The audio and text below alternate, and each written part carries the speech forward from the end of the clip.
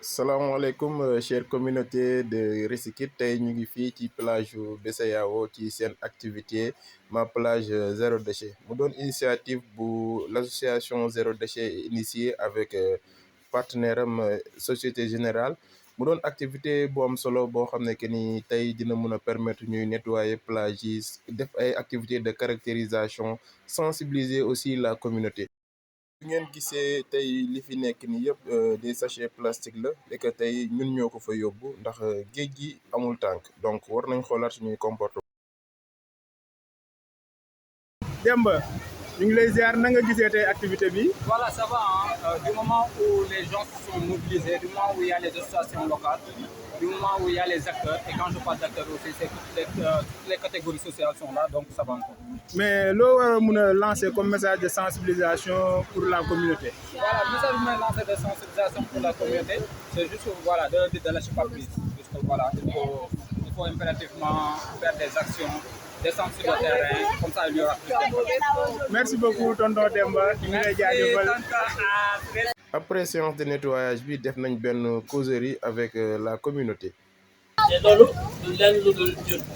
parce que ñun ñooy consommer benn côté certes c'est vrai que on nous impose benn modèle benn mode de consommation des fois Black Friday yi di am jënd vite fait sànni et cetera waaye ñun war nañu dem benn conscientisation suñu bopp mooy problème bàyyi fii nii yan alternative lañu mën a utiliser pour contourner problème bi. Jam naa tout à l'heure débat bi doon def benn animation sur le stand Zéro Déchet et c'était ça pour montrer le problème et les alternatives qui existent. Projet Mon Restaurant Zéro Déchet bi mu doon wax tamit c'est la même chose pour promouvoir faire la promotion des produits durables yi nga xam ne entreprise ñu koy def comme ay pailles Tifa des pailles en bambou inox des bouteilles qu'on peut utiliser, réutiliser maintes fois et aussi d'autres produits am na des sacs bu ñu demee marché surtout sama sœur yi c'est vraiment loo xam ne c'est automatique boo jël sachet doo ko tey alors que posez-vous la question sachet bi ngay jël bi ngay dem même pas 5 minutes nga yegg sa kër doo ko utiliser nga sànni ko sachet boobu mooy ñëwaat si géej gi fii moom la poisson yeeg yëpp di ko lekk après mu ñëwaat si ñun encore parce que ñun ñoo koy tappaat di ko lekk moo tax études yu bëri moo mu ngi wax war na ne même cerveau humain sax day commencé na am ay microplastique te du yem foofu rek parce que dafa am ay des effets cancérigènes yoo xam ne mën nañu ko jural et donc gis ne sensibilisation bi c'est nous autour de nous au bureau wala ñu yeggee seen bureau seen collègue on va aller faire une transition zéro déchet utiliser moins de produits plastiques minimiser suñu production de déchets wala demee kër ga tamit wala jëndee seen dugub ngeen xool ngeen yii de am na des choses yoo xam c'est déjà emballé jàpp na sax ñu ma koy defal si emballage gis benn affaire boo xam ne par exemple benn sungu bu gàncax ñu defal ko si benn mbuus bu 100 francs mbuus boobu jël defal ko si benn mbuus xam nga ñu gis ne kii emballage yi day bëri à la fin emballage perdu lay doon soxla woo ko gis ne questionnement yi doon ñëpp war nañ di ko poser parce que à la fin tamit problème yëpp si ñun day ñëwaat waxee noppi période bi ñu ngi si période nawet foo dem foo jaar mbedd yaa ngi taa du lenn lu dul mbuus ndox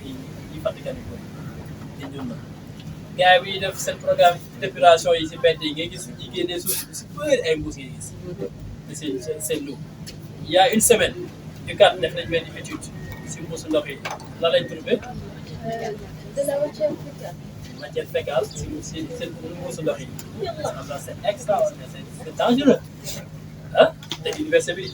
ce sont des chercheurs qui l'ont fait gis matière fécale si mbuusu ndox yi ah kon nga gis ne day mel benn moment rek moo nekk salle de bain yor machine am di root rek di emballé après jaay benn madame ngay ñëw naan voilà indi ko fi ay problème de gestion yi kenn xamul donc évitons tout ça évitons les de grâce pour ñun la pour suñuy doom la pour suñuy sët ak ñi nga xam ne d'ici 100 ans ñoo koy dañ leen bàyyil environnement boo xam ne dañ ko fekk intact dañ ngeen ko gas bi nous sommes tous déjà dañ des ñëpp bëri na Inch'Allah, Amin. Jàpp naa ne d'ici maintenant 35 ans. Encore bëgg nañu Sénégal gën a set dépassé Sénégal bi nga xam ne ñu ngi gis comportement yi tamit changé te loolu ñun la ñoo mën def nañu dem ku si nekk rek nga ne man tey jii su ma demee dinaa bëgg naa sensibiliser 5 personnes am ku nekk tey 6 personnes yooyu tamit ainsi de suite ñun suñu programme yëpp loolu la ñuy def c'est ce qu'on fait tous les jours actuellement dafa fekk sa école tëj mais on a des programmes dans les écoles dans les universités ñi ngay gis nii ñëpp biologie végétale lañ nekk c'est parce que dañuy intervenir foofu noonu c'est le département faculté de sciences et techniques am na ñoo xam ne yeneen association la parce que dañoo bokk ci benn projet bi ñu Ecofusion ñu gis ne suñuy si cibles yi dañoo dañ leen diversifier am nañ aussi ay programme de discussion causerie ak des femmes si utilisation plastique dans les ménages te dañ koy def souvent te bëgg nañ sax yéen les femmes sax ngeen animé yooyu ngeen am ay thématiques ngeen animé voilà informé jàllale information bi sensibiliser bàjjen gox yi bàyyi du ne imam yeeg clergé yi les décideurs communautaires ñëpp marché yi fépp dañ koy dugg te tamit di leen woo aussi tamit gis naa ne y a beaucoup de volonté ñu bëgg a adhérer si association bi c'est l'occasion ngeen ñëw aussi tamit campagne yi ngeen si participer bu baax néew ñu Dakar rek y a une équipe à Saint-Louis dañuy def activité pareil et d'autres activités de formation également à Ziguinchor sànq yaa ma laaj ban quartier lañ nekk Ziguinchor la jéem a ban quartier la woon sax. Côté de yaa ma tooñ. Non, non, c'est pas dans Yamato. nga fayu rek. yaa ma tooñ ñoom dañuy tooñante ko. Voilà, en fait, Mama tooñ nga bëgg a Mama tooñ effectivement. Mama tooñ mooy décharge. Décharge. En fait, ce qu'il faut comprendre, c'est comme à Dakar, en fait. C'est comme à Dakar, jusqu'aussi, voilà.